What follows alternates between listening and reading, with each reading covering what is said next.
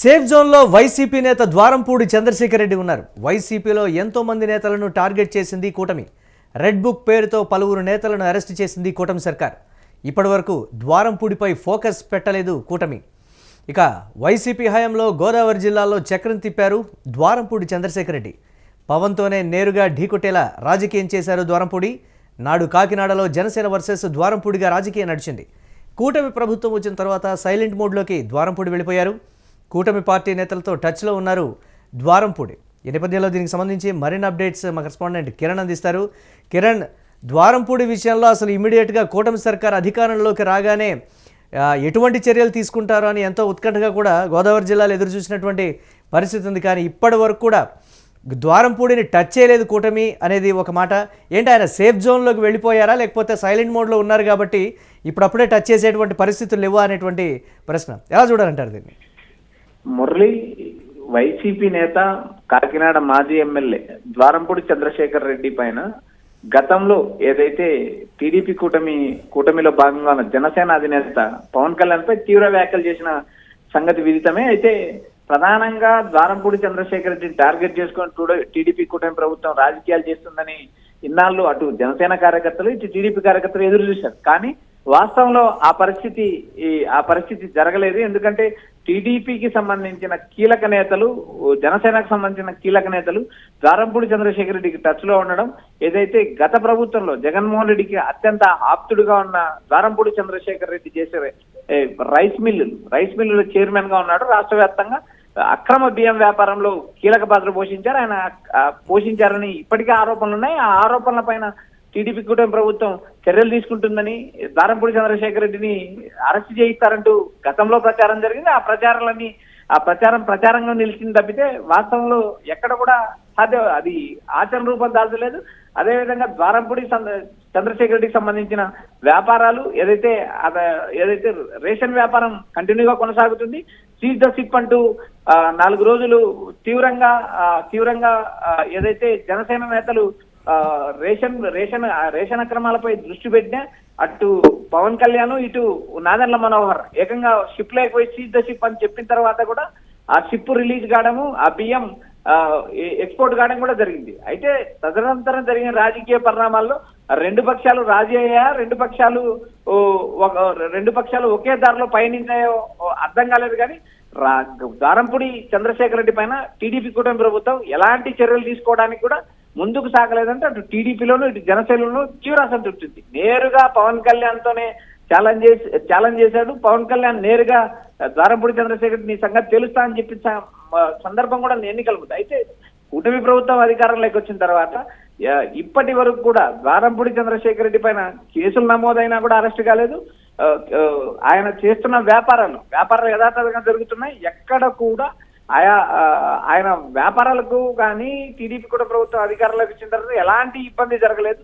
ప్రస్తుతం ఏదైతే అటు టీడీపీ ఇటు జనసేన నేతలు టచ్ లో ఉంటూ తన వ్యాపారాలు కొనసాగిస్తూ సేఫ్ జోన్ లో ఉన్నారని ఒక ప్రచారం అయితే నడుస్తుంది. మురళి, అంటే వారికి టచ్లో ఉన్నారు అని అంటే దాన్ని ఏ విధంగా చూడాలంటారు? కూటమికి అనుకూలంగా ఉన్నారనా, లేకపోతే కూటమితో పాటే నేను ఉంటాననేటువంటి వర్షన్ అంటారా? వైఎస్ఆర్సీపీ నేతలు ఏం చెప్తున్నారు దీనికి సంబంధించి? వైసీపీ అధినేత జగన్మోహన్ రెడ్డికి ఆత్మ లాంటి వారు ద్వారంపూడి చంద్రశేఖర్ రెడ్డి. జగన్ ని వీడి ద్వారంపూడి చంద్రశేఖర్ రెడ్డి కూటమి చేరులో పరిస్థితి కూడా లేదు. నేరుగా కొద్ది రోజులు సైలెంట్ గా ఉన్న ద్వారంపూడి మళ్ళీ తన యాక్టివ్ ను మొదలు పెట్టాడు. రాజకీయాల్లో యాక్టివ్ అయ్యారు. నేరుగా అటు టీడీపీ ఇటు జనసేన నేతలు ఢీ కొడుతున్నారు. ఆ వ్యాపారాలు కొనసాగుతున్నాయి. ఇటు కూటమి ప్రభుత్వం వచ్చిన తర్వాత ఆయన వ్యాపారాలకు కళ్ళమేస్తుందంటే జరిగిన ప్రచారంగా నిలిచింది తప్పితే ఎక్కడ కూడా ద్వారంపూడి అంటే ఎప్పటికీ కూడా ద్వారంపూడి చంద్రశేఖర్ రెడ్డికి సంబంధించి ఎలాంటి చర్యలు కానీ అరెస్టులు కానీ ఉండవనేటువంటి మాట కూడా కూటమిలో ఒక వర్గం చేస్తున్నటువంటి అది విమర్శ. అంటే వైఎస్ఆర్ కాంగ్రెస్ పార్టీ నేతలు ఒకంత కాన్ఫిడెన్స్గా చెప్తున్నటువంటి పరిస్థితి ఉంది. దీన్ని ఎలా చూడాలంటారు కిరణ్? మురళి, ఇక్కడ ప్రధానంగా కాకినాడ సిటీ నియోజకవర్గంలో కాపులతో పాటు శక్తి బలిజలు ఉంటారు. అదేవిధంగా రెడ్డి సామాజిక వర్గం ఉంటుంది. ఈ నియోజకవర్గంలో కాపులతో అత్యంత సన్నిహిత సంబంధాలు కలిగిన ద్వారంపూడి చంద్రశేఖర్ రెడ్డి తన ప్రియ శిష్యుడు జనసేనలో ఉన్నారు. జనసేనలో కీలక పదవి సంపాదించిన పరిస్థితి ఉంది. ఇటు ద్వారంపూడి చంద్రశేఖర్ రెడ్డి జగన్ దగ్గరికి తీసుకెళ్లి ఎమ్మెల్సీ చేసిన కర్రీ పద్మశ్రీ అటు టీడీపీ కూటమిలో చేరారు. ప్రస్తుతం ప్రధానంగా టీడీపీ కూటమిలో ప్రధాన పాత్ర పోషిస్తున్నారు. ఇద్దరు కీలక నాయకులు ద్వారంపూడి చంద్రశేఖర్ను వదిలి బయటికి వెళ్ళిన నేపథ్యంలో టీడీపీ కూటమి ప్రభుత్వం స్లో అయిందా లేక తెర వెనుక ఏమైనా మంత్రంగా జరిగిందా అనే విషయాలు అయితే ఇప్పటికి స్పష్టం కాలేదు. కానీ నేరుగా గతంలో పవన్ కళ్యాణ్ ను ఛాలెంజ్ చేసిన ద్వారంపూడి చంద్రశేఖర్ రెడ్డి ప్రస్తుతం కూటమి ప్రభుత్వంలో సేఫ్ గా ఉన్నారంటూ రాజకీయ వర్గాల్లో ఒక ప్రచారం నడుస్తుంది. మరోవైపు ద్వారంపూడి వచ్చే ఎన్నికల్లో మళ్ళీ నేను జనసేన అభ్యర్థిని కానీ టీడీపీ అభ్యర్థిని కానీ ఢీ కొడతా, ఇదే నియోజకవర్గంలో పోటీ చేస్తా, ఇక్కడ టీడీపీ కూటమిని ఢీ కొడతానంటే ఆయన నేరుగా టీడీపీ కూటమి టార్గెట్ చేస్తున్నారు. జగన్మోహన్ రెడ్డి ఇచ్చిన బూస్ట్ ఏంటో తెలియదు కానీ 18 నెలల తర్వాత కూడా ఆయన యాక్టివ్ గానే ఉన్నారు. గతంలో కొద్ది రోజులు ఇబ్బంది పడిన తర్వాత రాజకీయంగా యాక్టివ్ అయ్యారు, నియోజకవర్గంలో పర్యటిస్తున్నారు. అటు ఏదైతే కూటమి చేస్తున్న ప్రజా వ్యతిరేక పాలన వ్యతిరేకిస్తున్నారు, మెడికల్ కాలేజీల అంశం పైన, మెంతా తుఫాన్ అంశం పైన, తర్వాత జగన్మోహన్ రెడ్డి పిలుపునిచ్చిన ప్రతి కార్యక్రమాన్ని కాకినాడ పట్టణంలో విజయవంతం చేస్తున్నారు. అటు కాపులను ఇటు శెట్టి బలిజలను దగ్గరకు తీసుకునే కార్యక్రమం మళ్ళీ మొదలు పెట్టారు. తనకు ఎవరైతే దూరమయ్యారో ఆ దూరమైన నేతలను పక్కన పెడుతూ కొత్త నేతలను రాజకీయాల్లో ప్రోత్సహిస్తూ తాను మరోసారి మళ్ళీ బలోపేతం చేసుకోవడానికి విశ్వ ప్రయత్నాలు చేస్తున్నాడు. వచ్చే ఎన్నికల్లో అటు టీడీపీ అభ్యర్థి కానీ ఇటు జనసేన కూటమి అభ్యర్థిని ఎవరినైనా ఎదుర్కోవడానికి తాను సిద్ధంగా ఉన్నాను. రాజకీయాలు ఎప్పుడు ఇలాగే ఉండవు. ఎందుకంటే టీడీపీ కూటమి అధికారంలోకి వచ్చిన తర్వాత ద్వారంపూడి ఇంటి పైన ఒకసారి దాడి జరిగే ప్రయత్నం జరిగింది. ఆ దాడిని కూడా ప్రతిఘటించాడు. రాజకీయాలు ఎప్పుడు ఒకేలా ఉండవు.